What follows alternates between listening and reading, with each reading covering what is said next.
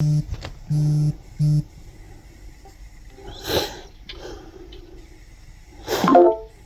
there. Hello. You do have a fez. I do have a fez. It lights up. That's pretty sick. I figured I had to match your hat game. So, are we talking to Emrys today then? I think just the out of character, Kieran. That's true I with got my me. vest, but I also got like a Mighty 9 t-shirt. So. Ah, nice. How was your day? My day was pretty good. How was your day? Not bad, all things considered. I know getting called into work kind of sucks, but it seems like you're taking that on the chin. Yeah, I got back. I had a sausage and chorizo pasta. Made up for the getting into work late. Ah, pasta. Like every time I have pasta, it's a good day. Everyone loves a bit of pasta. Well, I guess we've got no time to waste. Is there anything you want me to ask you today? No, just go with whatever you got running, and I will improvise the best I have. And obviously, you sent me a few questions like beforehand, so I've said I look through, and yeah. Yeah, you've got that video, and I'm certain we're going to springboard off of one of those questions. Oh, so much, yeah. That's the magic of interviews. I feel like I'm developing a new skill, and maybe we'll go into that today. Nonetheless, I used to do interview podcasts for martial arts, so that was always a spiral. It was so hard to keep on focus. and to keep it in a reasonable time span. All right, so greetings, adventurer. I am Comfortable Gray. Thank you for agreeing to speak with me today. What can we call you? Hey guys, I am Kieran. I'm also sometimes known as Emrys, Ramus, Everin, Callias, but I am the proprietor of the Heroes Journal Library. Awesome. So, Kieran, are we kind of just are in the same D&D TikTok sphere together? I commented on one of your posts, one of your characters revealed their true name, and I made a little laugh about it, saying you shouldn't do that, it's really dangerous. And we had a private duel, just for fun. So tell me, how did you start with this Hero's Journal concept?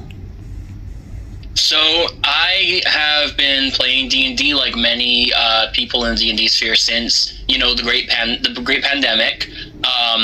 I got binge watching D&D TikTok compilations on YouTube and joined the Critical Role Discord server where I got into my first free games, and I still play with two of those groups to this day, 4 or 5 years on.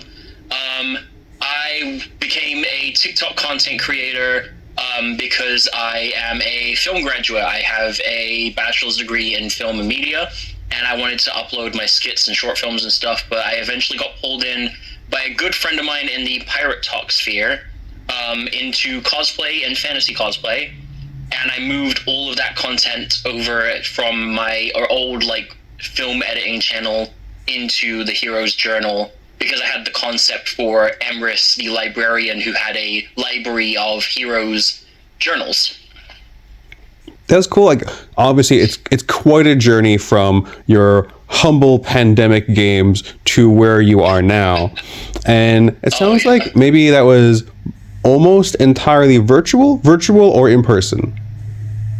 Almost entirely virtual. I have played only in-person games at D&D bars. London has free D&D bars where you can go to and play at tables and drink, but those are the only in-person games I've ever actually played. Everything else has always been online. So when it comes to online gaming, what's your VTT, or do you prefer Theater of the Mind? Oh, I use Owlbear Rodeo. It is free. It's very simple. It doesn't have all of the features, like their, what's the thing called where you can black out certain walls and stuff like that? When you're blocking out walls, it can be shadows, it can be dynamic lighting. Yeah, it doesn't have dynamic lighting. However, it does have, token uploads, and it comes with its own music extension and stuff that's compatible with Discord, because a lot of YouTube music extensions are no longer compatible with Discord. So I stick with Owlbear. I've played on most of them. We used to play on Astral before that got shut down back in the day. Yeah, that was a pretty tragic loss. I'm not a fan of Foundry. I know Foundry's the big one right now. I cannot stand it. That's interesting because I'm a big Foundry guy. Is that for the game master point of view or from the player point of view?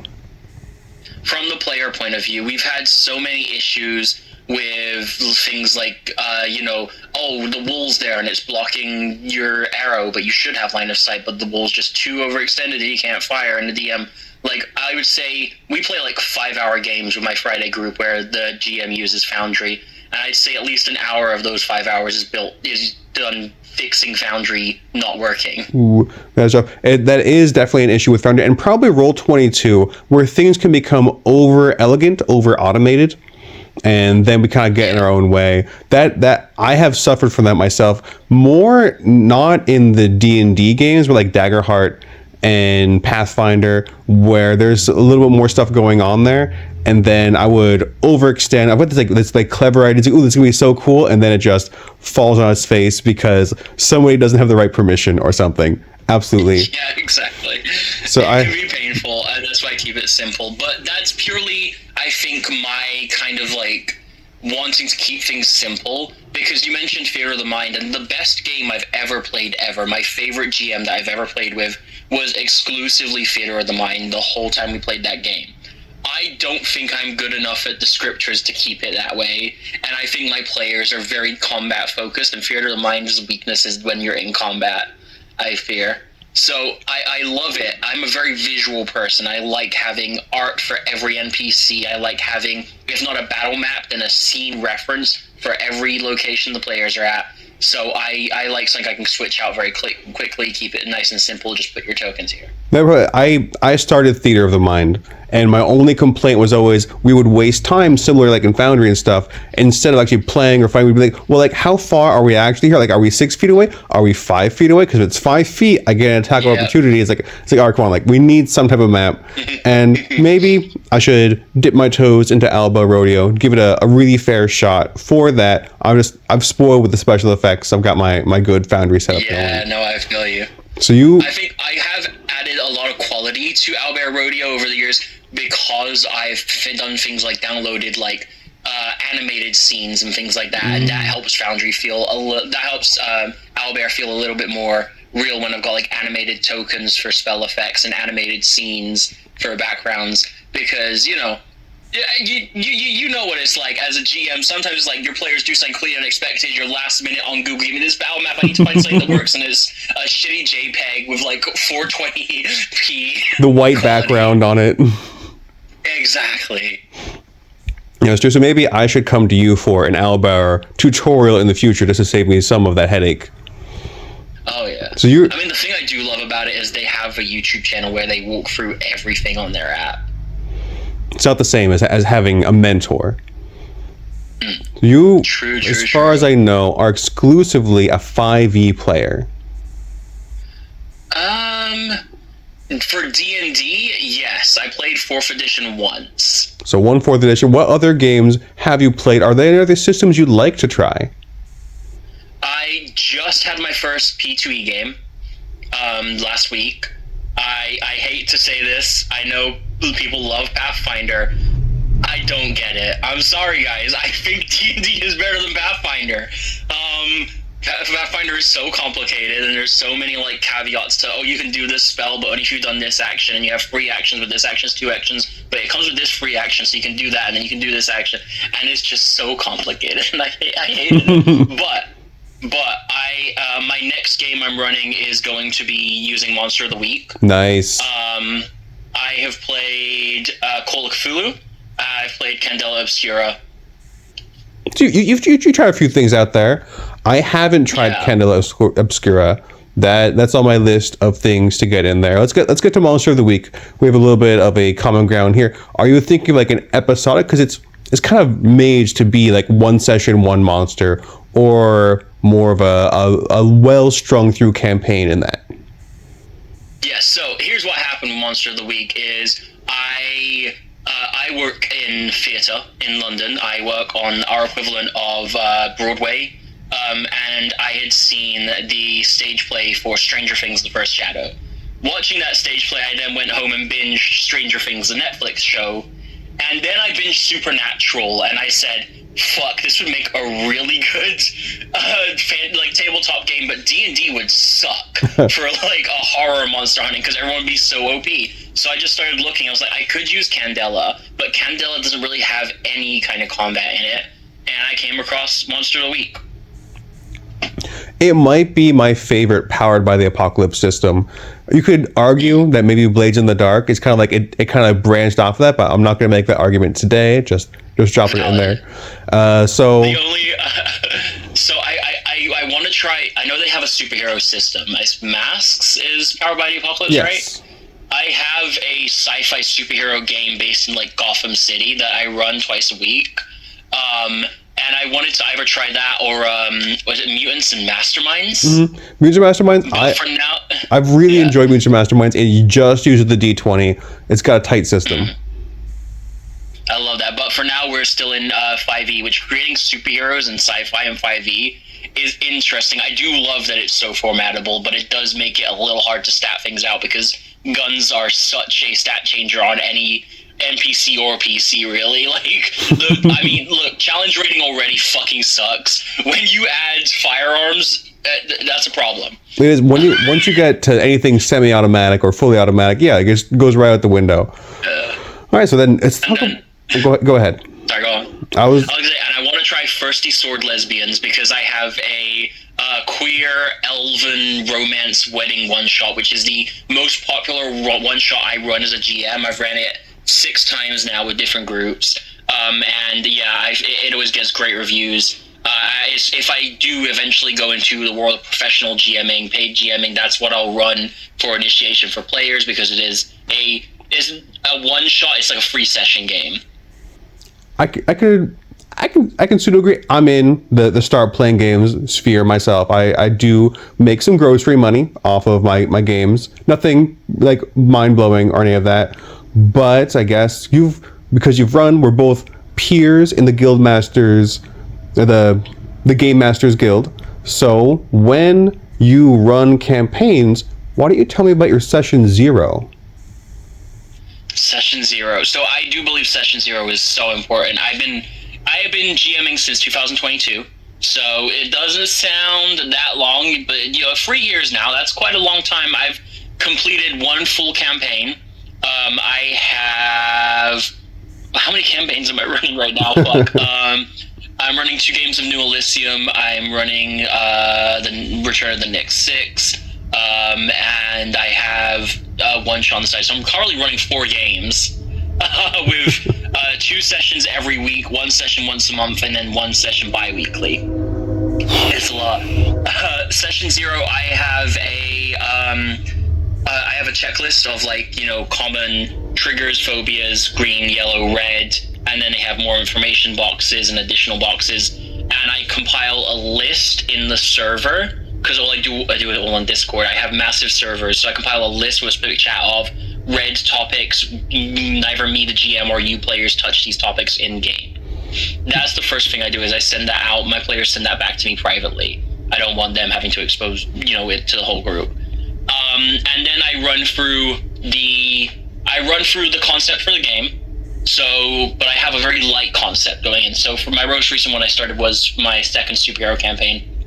I ran in, mutations and magic started popping up 200 years ago in the United States. We're in an alternate timeline of New York City called New Elysium. And then I put it to them, I was like, do you guys want to focus more on the sci-fi or the superhero part? And I give them reference points. I use common media like pop culture as reference points. Do you want to focus more Avengers? Do you want to go full Justice League superhero? Do you want to pull back and go Cyberpunk or Blade Runner? And we kind of go through different points. What kind of horror level you're looking for? What kind of combat level you're looking for? What kind of age rating? If we're doing a M for mature, 12A, what kind of age rating are we looking for?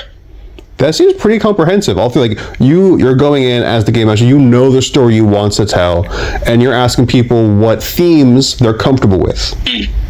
Yes, because the story, the overarching theme I'll have, and then the story is malleable to their preferences. Because I can go into it, I run this superhero game with 2 different groups. So in one group, it's they're older. They're like 40s, like 30s, 40s players. There's like old 80s, X-Men '97, Spider-Man. That's their reference point of superheroes. And then the second group is an it's an all queer table, all AFAB table, and so they're looking at like MCU fanfic as our basis. And that sounds terrible when you say it, but it's literally like that is basically like they're like big like Jason Todd, like Bat Family, or like Bucky Barnes, like Winter Soldier. So their reference for superheroes is a little bit more. It's a different viewpoint, so I have to adapt the world around it and keep the overall theme going.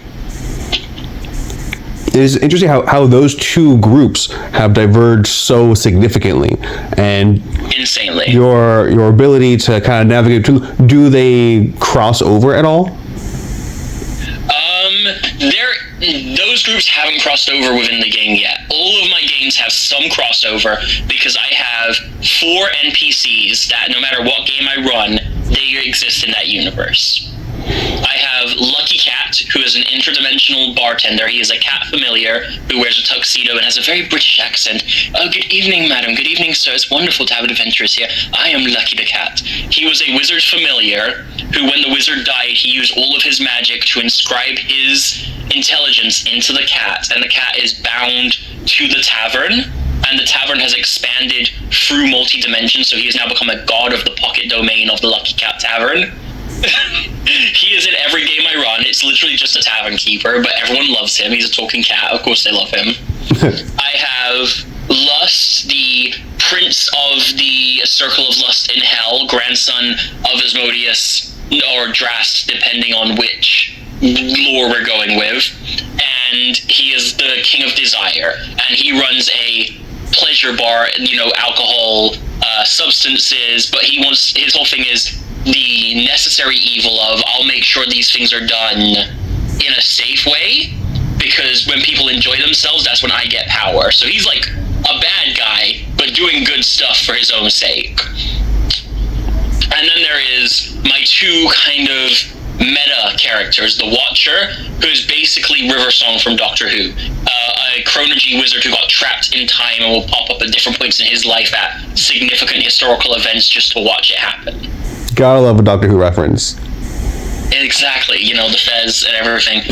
And the Storyteller, which is me. And the Storyteller is a deity above deities. It is just a single guy in a weird, like, empty white void with a desk writing a D&D campaign. And if a character dies or something like that by massive magical means, then they'll have an out-of-body experience and have this whole metaphysical, oh shit, the character's like, oh shit, we're just a story. I have like someone playing me, and then they forget it all when they go back to the game. But the Storyteller is like the overarching deity of all because he is the one writing the D&D game. Sure, that's your multiverse. I like that, especially the continuity you're able to bring, and that'll be more fun for people who get to visit you for multiple campaigns and they see these reoccurring characters and realize what's going on. And obviously, like, maybe I'll have to borrow Lucky the Cat next time I've got a nice mysterious tavern. I'll give you as much respect and kudos for that. Like, there. Back to you, because you have, obviously you run a lot of games as a paid GM. Do you have crossover? Do you have multiverse, or is it very contained? When I'm running modules, I keep them fairly contained, but I do have, from like forever, I've got like my original characters that I like to insert in when possible, but generally I think it is fairly contained, because when I run games, it's not about my story, it's about our story, and I don't want to self-insert too much, but when people get into, like, when they get beyond the universe, then I'm going to say it gets weird. This is another tavern borrowed from a friend. It's called Five Guys, Bongs, and Schlongs, and it is just a random specter. Like, that's the go-to. Like, that's the diner at the end of the universe kind of situation. And when people get there, they should realize when they see the name of the place, things are going to get weird. I think that I have something similar to that from my first campaign I ever completed, so the second one I ever ran, the first one that finished, and they beat the BBEG and the story completed, there was a tavern slash like gastropub, and I let them name it, and it has now become consistent. The players named it the In and Out, but with two N's, like an in, and that is now canon to every world. This is actually really good. Whoever came up with that, they deserve inspiration. Oh yeah. So you have dabbled in more systems than I thought you had since, I guess, the last time we really spoke. Maybe it was just in the last year or so you started branching out? Yeah, it was probably about a year ago, yeah. And your campaigns are D&D with homebrew for this super heroic stuff going on? Yeah, I have never... This is where I'm lacking and failing, and one reason I struggle to really be a GM, I guess, or look at myself as like a GM, I have never played or ran a module. I've never even been in a module. Every game I've ever played has been homebrew. I really want to try Strahd. Everyone loves Strahd, and I really want to try Strahd at some point. Well, it's a little too late in this year, but maybe next year I can put you through my Strahd one-shot. I probably can't promise a campaign, especially with the time zone difference between us. That would be untenable. Yeah. But yeah, I like to run what's called Strahd Must Die Tonight, where you just immediately appear at the castle and you do your best to try and defeat the Devil Strahd himself in 3 to 5 hours. Fuck yeah. It's a pretty good one. Yeah, good, but it's not even like a module. It's just an adaptation of a module. You just take out the best parts of it. Modules can be a lot, but there are like one-shot shaped modules, which maybe you'd want to go into first before you approach the mega dungeons. Yeah, that's true. So you've got other things going on. Let's bring it back to the real world a little bit. What would you say is like your daily ritual, your morning preparation? Like for a D&D game, or just how I go up in the morning? Either. The way I get up in the morning is, it's not the morning. I work evenings, so I wake up 1 p.m. Normally I work normally 6 through 11, or if I'm doing a double day, because theater is, based on show times, I'll be up at 8 and work 11 through 11 or something like that. But that's me. I get up and I just get on with it, man. I mean, I don't know. There's not a lot to tell. I don't do anything super special. I wish I could say that I get up and I do like a routine of Tai Chi or something like that. I used to. Because again, big martial arts guy, I used to like get up and it was early, like 6 a.m. on a frosty morning. I'd get up and do some Tai Chi. I'd run up to the local woods and, do some spinning kicks on a log or something like that. That has not been me since I graduated college. At the moment, I'm just waking up and going, shit, I have to work. But for D&D, I am on it because I normally try and schedule my work hours around D&D, so I can my Friday game starts at midnight my time because my players are on the fucking West Coast. Wow. So I'm on it. I'm locked in. I have I get onto. I normally go TikTok live. I go live on TikTok, and I open Incarnate. I run a D&D conversation stream, play music, and on Incarnate or on Owlbear, I'm organizing my tokens. I'm building the battle maps I need for that session.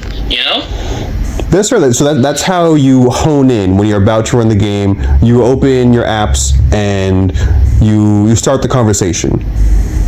I do that for like 6 hours ahead of game. I'm on it, I'm locked in, I'm streaming, I'm making content, and I am building worlds, I'm labeling tokens, I'm running things through background remover, BG remover, because I need tokens, I know all too well. You also do a fair amount of cosplay. I do, yeah. So I guess maybe here's a spicy thing. How do you feel about people choosing cosplay where they maybe don't match the original character in gender or ethnicity? Okay, that's interesting. I think cosplay is pretty open in general, right? I feel like I don't have a single character that I could say I really look like. And I just try my best, you know. I do Gambit. I'm not Gambit. I'm British, you know.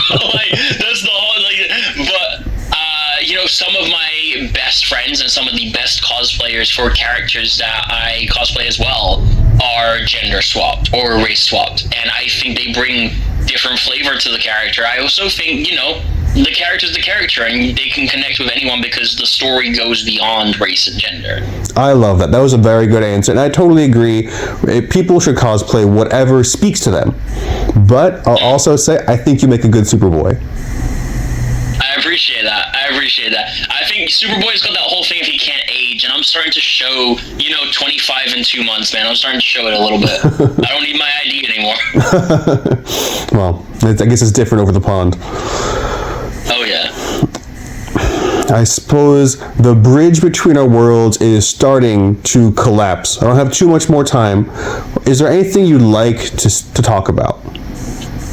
Yeah, okay. So one thing that I like to just quickly touch on, I'm sorry, I know you not got a lot of time.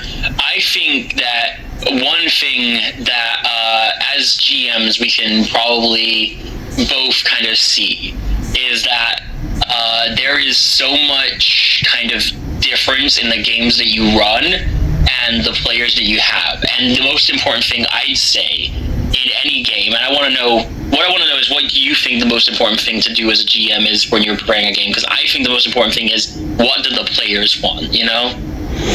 I totally agree. It is what the players want. I try to establish that at session 0, and once you like one of the quotes I use is you learn more about a person from an hour of play than from a year of conversation.